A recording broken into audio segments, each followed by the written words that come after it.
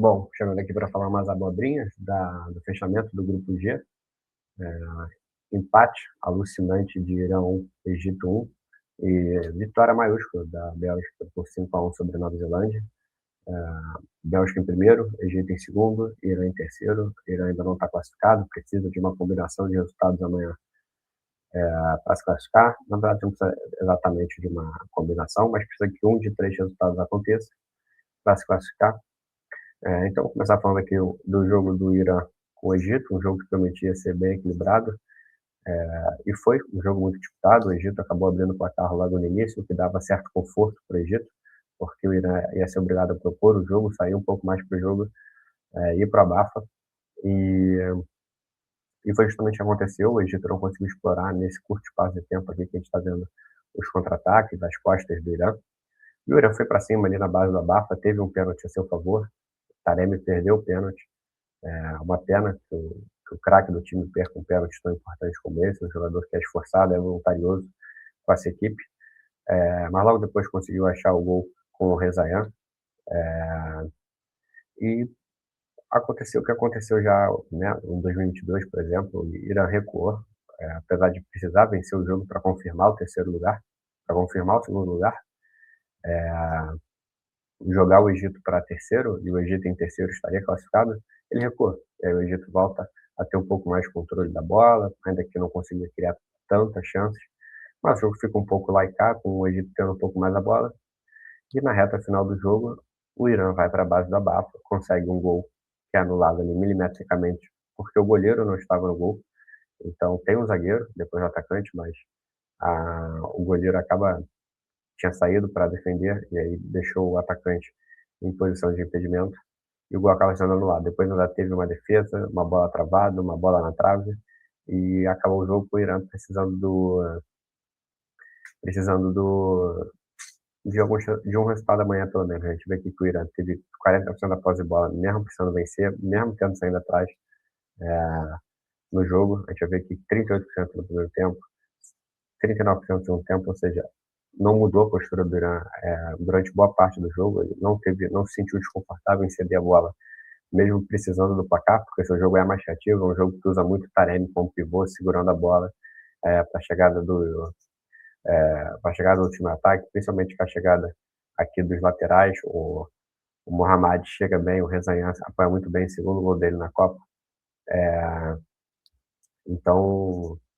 Então não abriu mão do estilo de jogo, apenas ali no final a gente vê que está com 1,94 aqui de expected goals, mais que o dobro do Egito.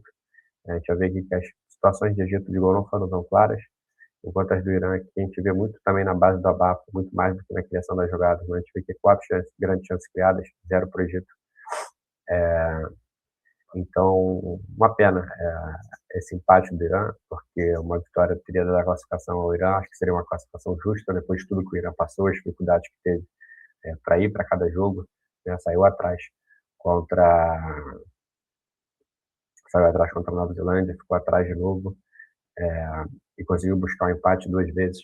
Depois conseguiu segurar o empate contra a Bélgica, que era favorito, e agora contra o Irã, contra o Egito, que muitos botavam como favorito.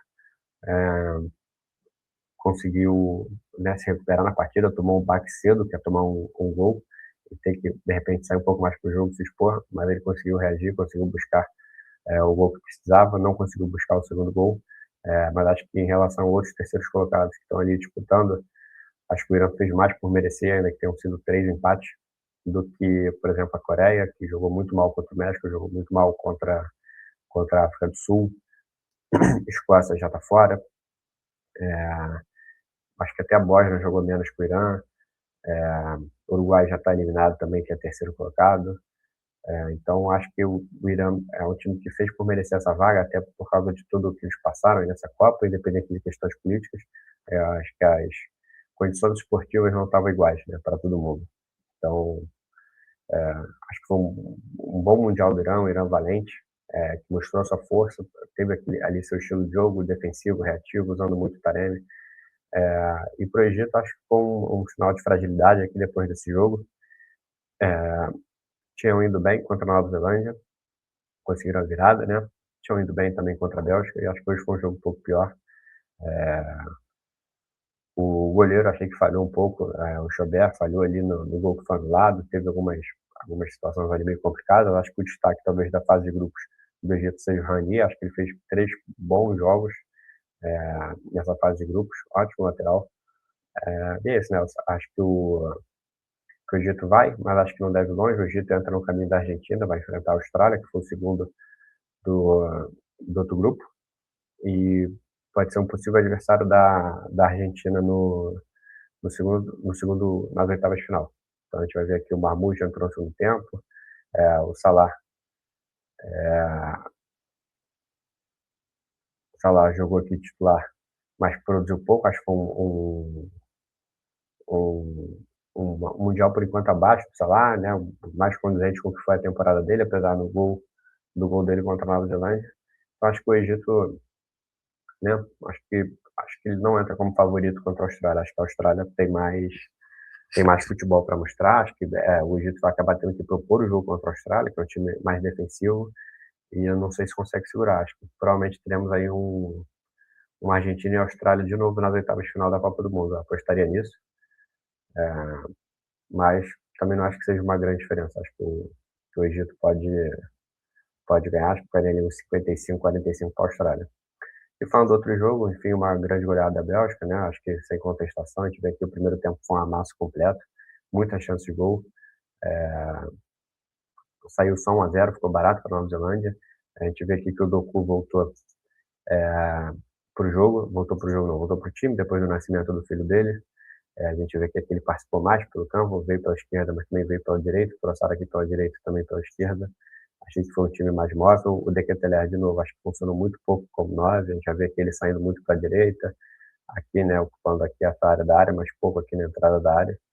Eu acho que ele talvez tenha sido o ponto fraco do time. A gente vai ver aqui o De Bruyne circulando muito mais por dentro aqui dessa vez. Nos outros jogos ele acabou caindo muito para a esquerda, principalmente no primeiro, quando a Bélgica teve muita dificuldade contra o Egito. O time estava engessado. A gente vê que o De Bruyne ele é mais letal, onde ele consegue causar mais dano. A gente vai com o Van Aken no lugar do Onaná, que foi titular no primeiro jogo, no lugar do Haskins, que foi titular no segundo jogo. Então, confesso que eu não sei com qual jogador, né, com qual meio-campista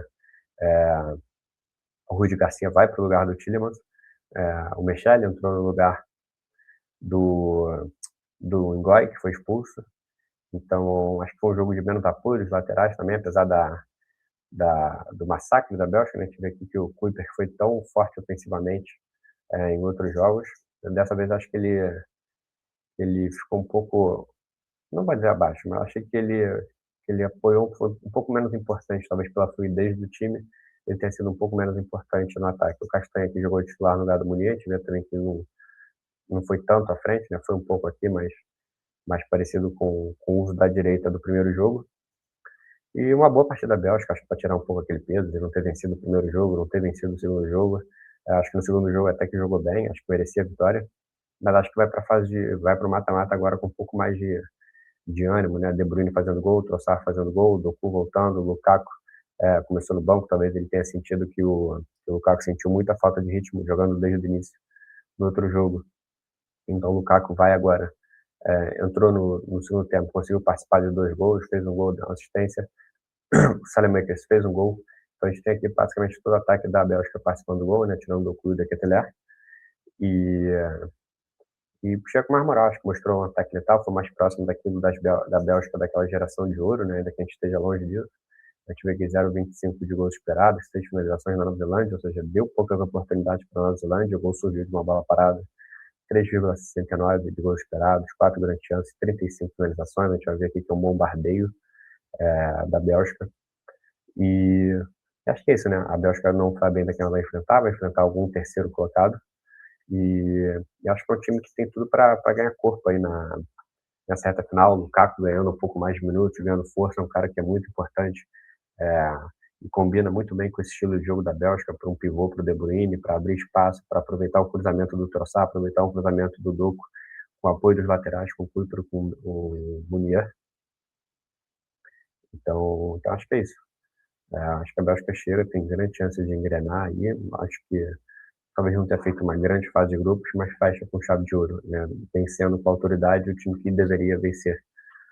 Então é isso, né? Vamos ver aí o que a Bélgica pode aprontar. Acho que a Bélgica pode surpreender tanto para o bem quanto para o mal. Mas é isso, então. Valeu, um abraço aí. E essas foram as abobrinhas do Grupo G.